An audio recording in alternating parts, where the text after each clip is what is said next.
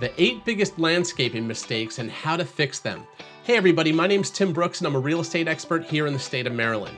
So mistake number 1, neglecting curb appeal. Never underestimate the power of curb appeal. A lot of homeowners put all their energy into the backyard, but the front of the house is where the first impressions are made. The solution: do these 3 things. There are 3 simple improvements you can make that'll make a big difference. Paint your door a contrasting color than the base color of your home. Keep the grass trim and green and plant colorful flowers. Mistake number 2, not having a plan. As the old adage goes, failing to plan is planning to fail. The solution: sketch it. Decide on a specific theme or look and then draw it out on paper. Figure out where you want to put your plants and shrubs in relation to the shape and style of your house. Examine ways to bring the inside out so that when you're finished, you have a nice harmonious design. Don't forget to factor in your budget, and when you hit the nursery, stick to it. If you follow the plan, you and your landscape will reap the rewards. Mistake number 3, forgetting a focal point. A lush carpet of grass is great, but to really get the most out of your landscape, follow the same rule you would for your interior design and incorporate a focal point. The solution: focus found.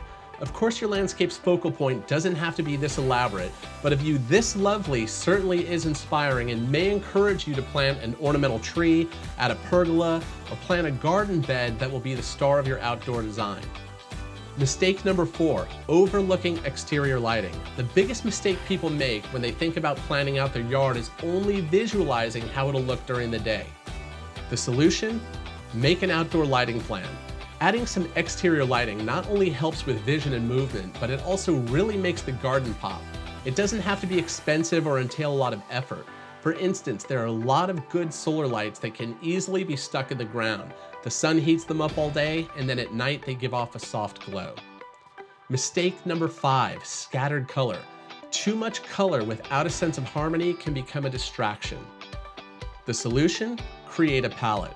Before making a trip to the nursery, you need to know what palette you'd like, as well as which colors work well together. Look at the color of your house and then choose one color that really frames it. Try to stay semi-monochromatic for the most part, because if there's too much color and it's too strong, it can almost become a distraction. Repetition and some harmony in the garden goes a long way. Mistake number 6, impulse buying. Yes, flowers are pretty and buying a lot of them may seem pretty darn tempting, but buying plants without a plan can be disastrous. The solution: make a shopping list. Do a little research before you reach and grab plants at the garden center. Have some sort of shopping list in mind and then get what you want and leave. It's very hard to return flowers, so this step is imperative. Mistake number 7, cutting grass too short. It's a common myth that cutting the grass shorter means you have to mow it less. That's actually not the case, and you can do more harm than good. If you scalp the lawn, it could result in a bare patch, which could make it inviting for insects and susceptible to disease. The solution: switch it up. The key is to cut the lawn different lengths throughout the year. During the summer, the lawn needs a little bit more shade, so let the blades grow just a little bit more. Also, it'll help with water not evaporating so quickly. During the winter, cut it a little bit shorter so that the sunlight can actually get into the soil. Mistake number 8, improper pruning. Pruning can be just as much of an art form as it is technique, but when pruning is not done correctly, you can do more harm than good. In fact, in some cases, it's better not to prune at all than to do it improperly. The solution: prune with caution. Every plant has a different pruning process. Fall and winter are usually the best times to prune, but research each plant in your yard to make sure. Want to create irresistible curb appeal and stage your home like a professional using your own furniture?